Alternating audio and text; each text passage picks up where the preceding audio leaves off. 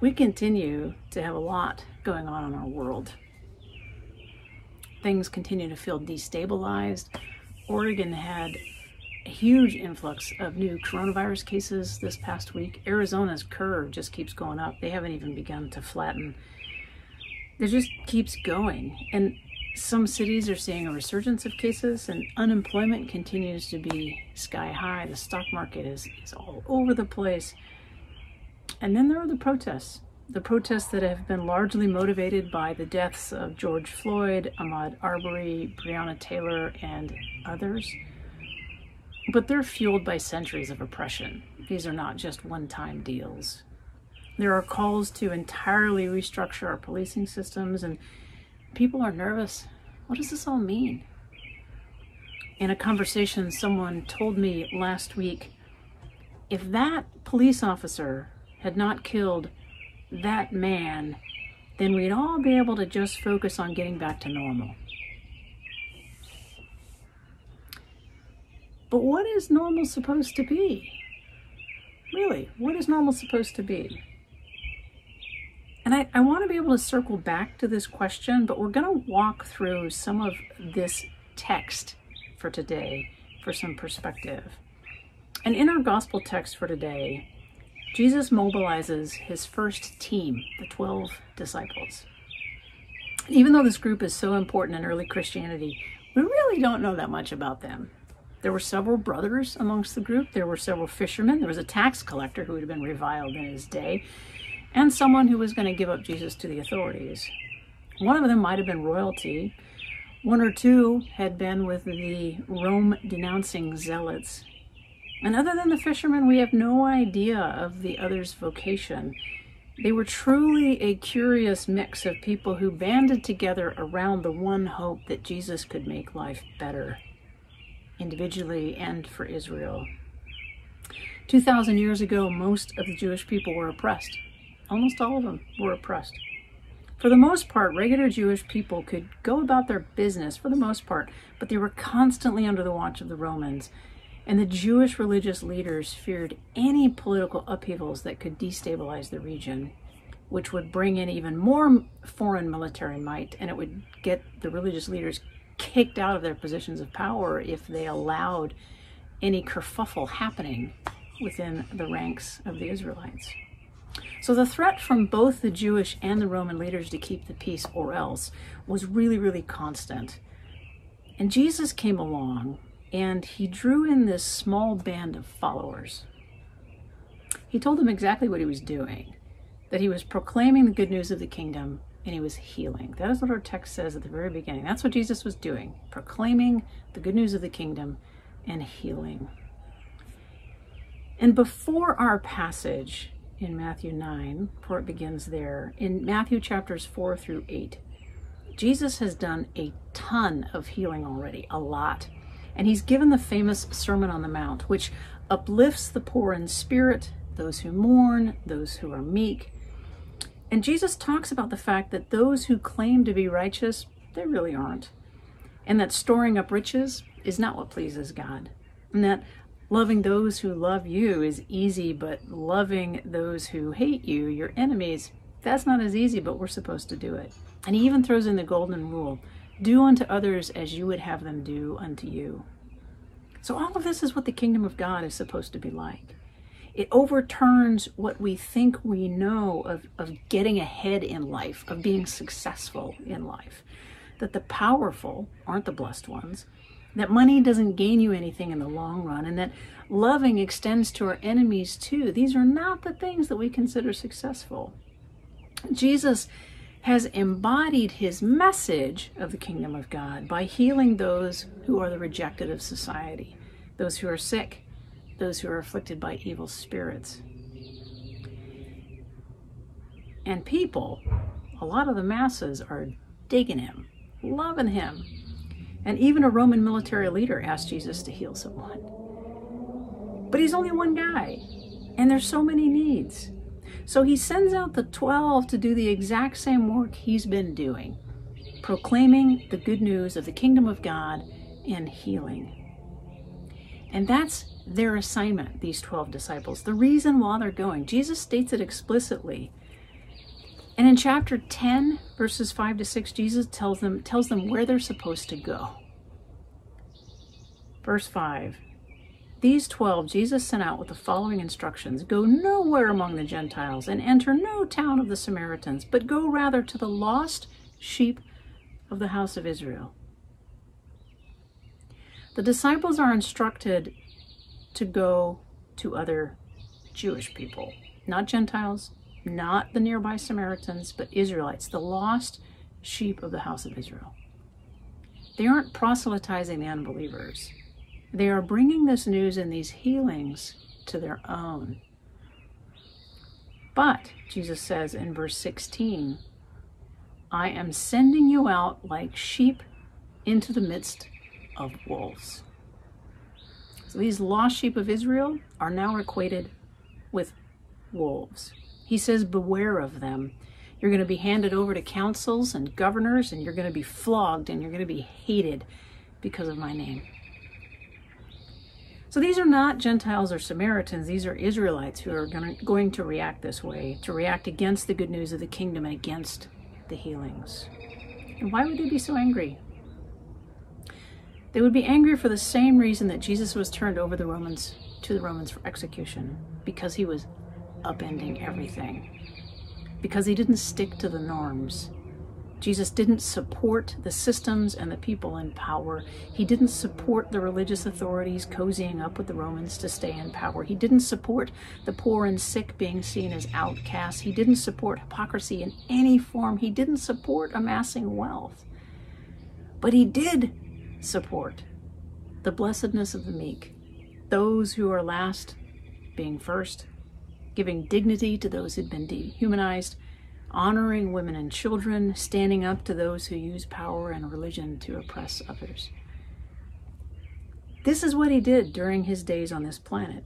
This is what he meant when he said the kingdom of God is coming, that he is embodying these ethics that are meant for the whole world. And he sends his followers out to preach the same thing, the kingdom of God, and to heal. So with that look into this text and its context, I want to circle back to my friend's plea that she just wants things to be able to get back to normal. And the bigger questions this raises for me: number one, what is normal? And number two, what is normal supposed to be?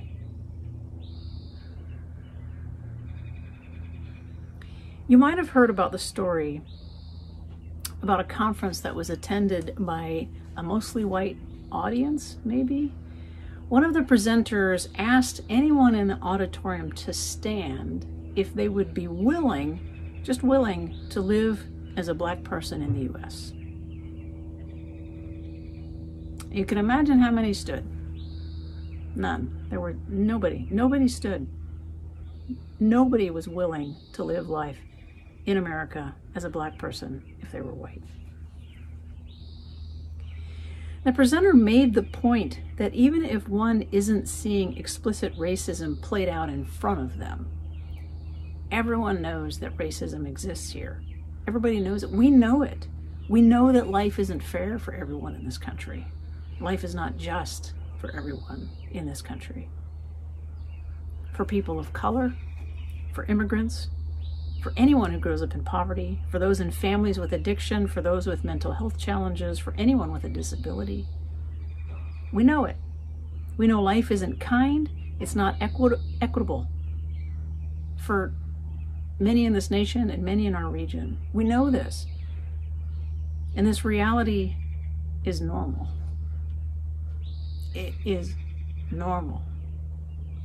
It's normal for black people to be pulled over, to be given less safe water, to be denied education or jobs or respect or the ability to walk into a store and not be stared at because they don't look like they're from around here. It's normal for those with mental health challenges to end up in jail. It's normal for immigrants who come here to work in our agricultural system to be denied safe housing or legal protections. It's normal for Native Americans to have less career options. It's normal for those with disabilities to be pushed to society's margins. All of this is normal, and we take it for granted as the way things are. If we're not in the midst of nationwide and global-wide protests, we don't even notice the normal, what is normal, until someone asks us something like, would you be willing to be black in America?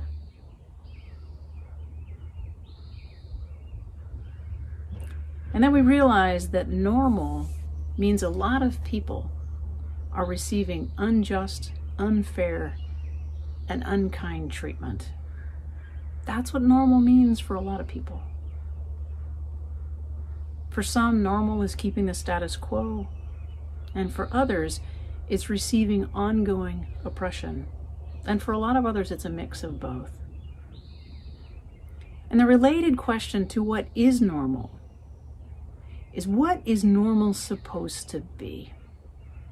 If that's what it is, what is it actually supposed to be? And if we run it through the grid of Jesus' mission, normal should be the common good for all.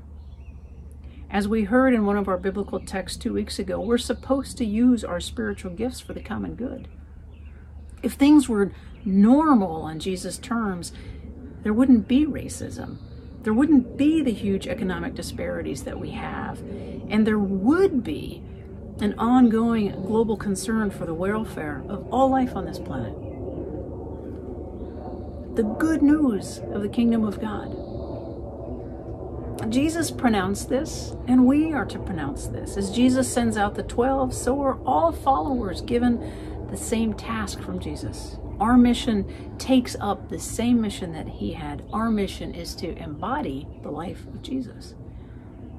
To proclaim the good news that normal is freedom and compassion and kindness and fairness and shelter and clothing and food and clean water and love for everybody. That's normal in the kingdom of God. When Jesus tells his disciples that they're going to be hated, they're going to be hated by their own people for this upside down, power rebuking, downtrodden, lifting message. And Jesus was hated by those who couldn't embrace his message or his mission, even while he was loved by those who were lifting him up. The kingdom that we belong to is real. Let me say that again. The kingdom that we belong to is real. It's not a pie in the sky ideal. It's the vision of reality that Jesus gave to us. We are the ones who are called to bear the good news of the kingdom of God. We are also the ones who benefit from the kingdom of God, because everyone benefits equally from the kingdom of God. No one benefits more or less, because all benefit the same, with no oppression, no fear of oppression.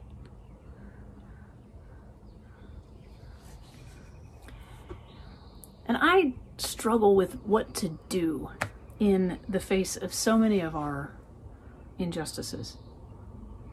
Proclaiming the good news of the kingdom also means working toward ushering in the kingdom. So not just proclaiming, but doing the work of ushering in the kingdom, ushering in a just world. And sometimes it's clear what to do. Sometimes it's just as simple as not maintaining silence when one can offer their voice, for instance. But sometimes it's really hard to know what to do with the tasks that seem so big in a culture that is so embedded with all of these things that push people down. These things that seem so impossible to overcome. These things that we are part of, even if we don't recognize it. But this we know. Jesus gives us an image of what we're working for. He's given us the mission. He's given us his own self as an example of that mission. He's letting us take it forward. And we have each other to help us figure out how to do this. and to do whatever we are spiritually gifted to do as we proclaim and usher in this kingdom of God. The good news today is that the kingdom of God, the kingdom that brings nourishing life for all, exists. It exists. It is, in fact, the normal for God. And the good news today is that this kingdom is ours too. It's ours. And we get to share it and to help bring it into deeper existence in the here and now. In the here and now, however that looks in practice. We are loved. We are given the kingdom. And we are loved to bring and embody that kingdom to all life. Amen.